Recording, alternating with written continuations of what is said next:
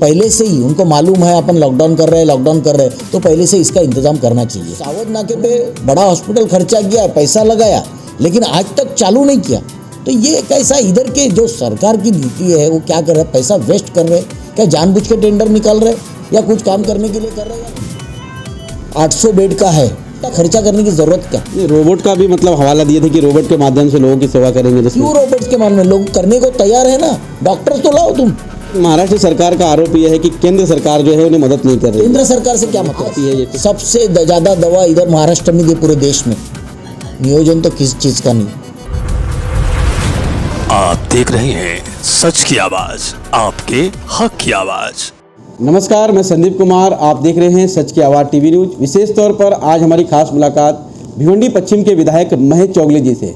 ये मुलाकात हम विशेष तौर पर आपको बता दें कि जिस तरह से कोरोना महामारी का संकट देश और दुनिया में बड़ी तेज़ी से मंडरा रहा है, और बात की जाए तो भिवंडी शहर में फिलहाल कुछ दिनों से ये देखने को मिल रहा है कि भिवंडी शहर में जो कोविड सेंटर है वहाँ पर ऑक्सीजन की कमी है, और कोरोना के जो मरीज है वो प्रतिदिन बढ़ते हुए दिखाई दे रहे हैं। नियोजन को लेकर महानगर पालिका और बात की जाए तो महेश चौगले जी जो विधायक हैं उनके माध्यम से शहर के हित के लिए क्या किया गया है, ये सारी बातों को लेकर हम महेश जी से बात करेंगे।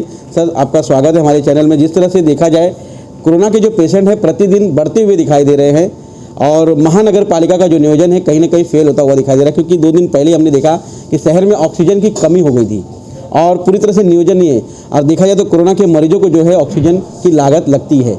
ऐसे में हम कह सकते हैं कि आने वाले समय में बड़ा संकट आ सकता है शहर के ऊपर। इस पर क्या प्रतिक्रिया है आपकी? ऑक्सीजन की कमी पूरे महाराष्ट्र में है। हम जिधर भी देखते हैं कि हर जगह ऑक्सीजन की कमी है, रेमडेसिविर दवा की कमी है।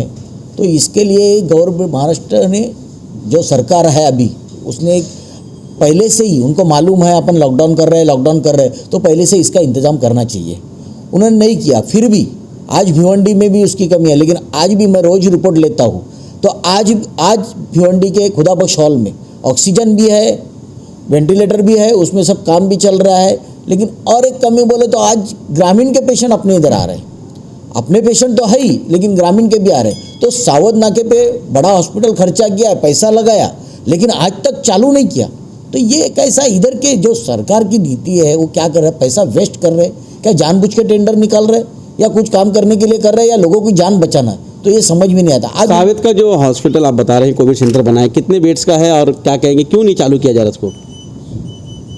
800 बेड का है, लेकिन अभी उनके पास डॉक्टर्स नहीं बोलते, कंपाउंडर नहीं है उनके पास, ये व्यवस्था नहीं है। तो इतना खर्चा करने की जरूरत क्या? नहीं, रोबोट का भी मतलब हवाला दिए थे कि रोबोट के माध्यम से लोगों की सेवा करेंगे। क्यों रोबोट्स के माध्यम में? लोग करने को तैयार है ना, डॉक्टर्स तो लाओ तुम। डॉक्टर्स नहीं होते हैं तो इतना खर्चा करने की जरूरत क्या? वैसा ही बीकेसी में किए, वो भी करोड़ों का खर्चा करके खराब हुआ। क्यों? अपने को टेंडर लेना, ये करना, यही काम कर रहे हैं। मैं कहना चाहता हूँ ये सरकार को, आज के इसमें ये जो हालात है, अपन बोलते कोरोना के हालात से सब मर रहे हैं, ये कर रहे हैं, तो आपको भी समझता, आप बार बार लॉकडाउन ये करूँगा वो करेंगे बंद करने का सोच रहे, तो उसके लिए आप ये नहीं समझते क्या पैसा आप ये मामले में तो पैसा क्या सत्यानाशी मत करो, किसको खाने मत दो, ये खाने के लिए कर रहे हैं क्या काम? फिर मतलब यहाँ की सरकार जो है पैसे का जो है वेस्ट कर रही है। हाँ, वो किसी मतलब ठाकरे सरकार पैसे के लिए सत्यानाश कर रही है, उसको कुछ समझ में नहीं आ रहा है, ऐसा लग रहा है मेरे को।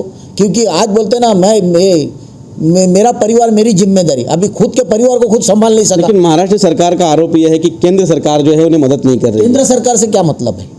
मदद केंद्र सरकार अगर राज्य सरकार को मदद करती है, सबसे ज़्यादा दवा इधर महाराष्ट्र में दी पूरे देश में, तो क्या मदद करना है? सिर्फ कुछ भी हुआ तो केंद्र पे नाम निकालना, अपना बदन झटकने का तो करना इनको करना है व्यवस्था।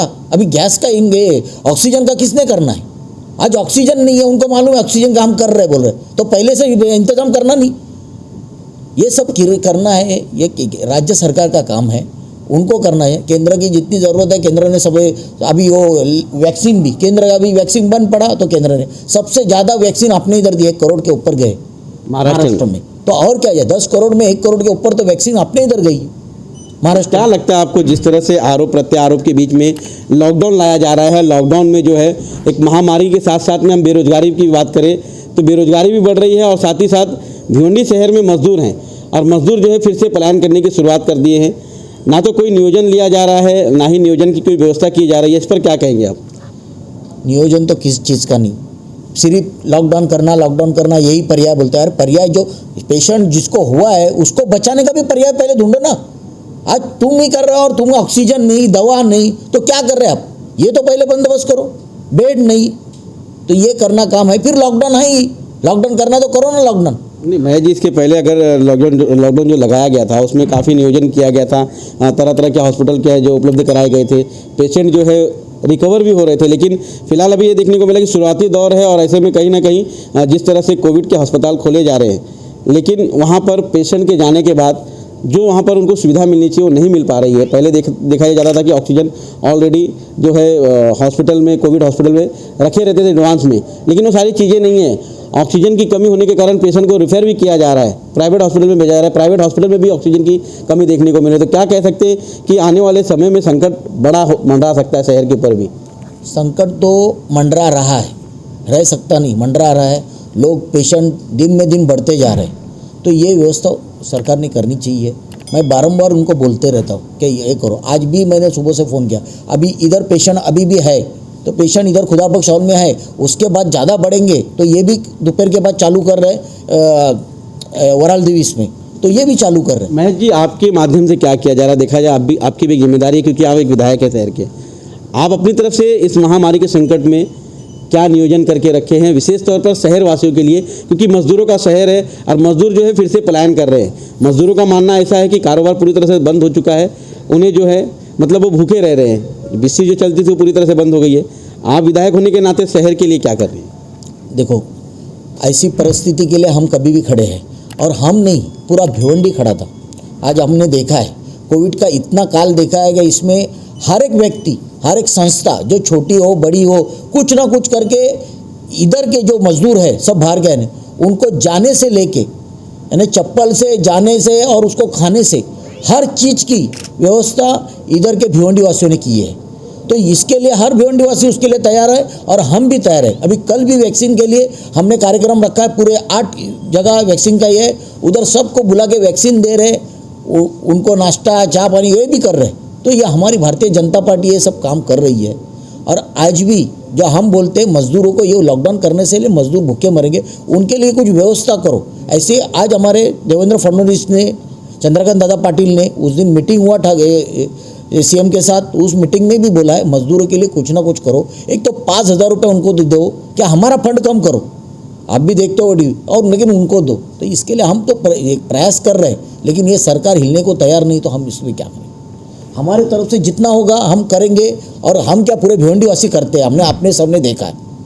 और एक इंजेक्शन जो है उसकी कालाबाजारी काफ़ी चल रही है सर, उस पर क्या कहेंगे? रेमडेसिविर जो एक इंजेक्शन है, मात्र उसका प्राइस जो है 900 रुपये है, लेकिन 5,000, 10,000, हज़ारों में बेच रहे हैं। इसके कालाबाजारी पर क्या कहेंगे? यहाँ पर सरकार जो है इसके ऊपर रोक क्यों नहीं लगा पा रही है? देखो, एक तो क्योंकि आज उसकी ज़रूरत है, लोगों को बहुत ज़्यादा ज़रूरत है।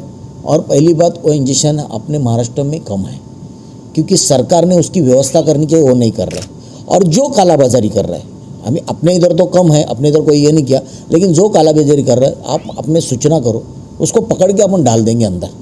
क्योंकि एक को रोकेंगे ना तो सब सही हो जाएंगे।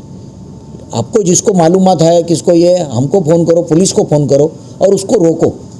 क्योंकि आज के दिन में मैं चाहता हूँ कि आज इतनी हालत ख़राब है, तो ये हालत ख़राब की वजह से आप उसके लिए ये धंधा मत करो। महानगर पालिका को क्या कहेंगे? जिस तरह से भिवंडी निजामपुर शहर महानगर पालिका हवाला दे रही है कि कोविड में जो है वो पूरी तरह से सक्षम है, आपको क्या लगता है भिवंडी शहर में वो चीज़ें सक्षम? तो देखो, अपने आयुक्त आए थे आशिया साहब, वो सबसे अच्छा कोविड का हैंडल उन्होंने किया है, मालेगांव में भी किया है। लेकिन आज कुछ कमी के वजह से, जैसा ऑक्सीजन की कमी, क्या दवाई की कमी, उसके वजह से लगा। लेकिन आज भी मुझे विश्वास है कि वो करेंगे, क्योंकि उनकी ये काम करने का मैंने देखा है। क्योंकि बाहर सब जगह था, लेकिन भिवंडी में बहुत कम था। लेकिन आज भी मैंने उनको बोला है कि आप उस पर ध्यान दो, और जल्द से जल्द जो पेशेंट है, कैसी व्यवस्था करनी पड़ती, क्या पड़ती है, आप खुद एक डॉक्टर है, तो उसके लिए आप एक अच्छी व्यवस्था लगाइए। तो ये बात मैं कर रहा हूँ।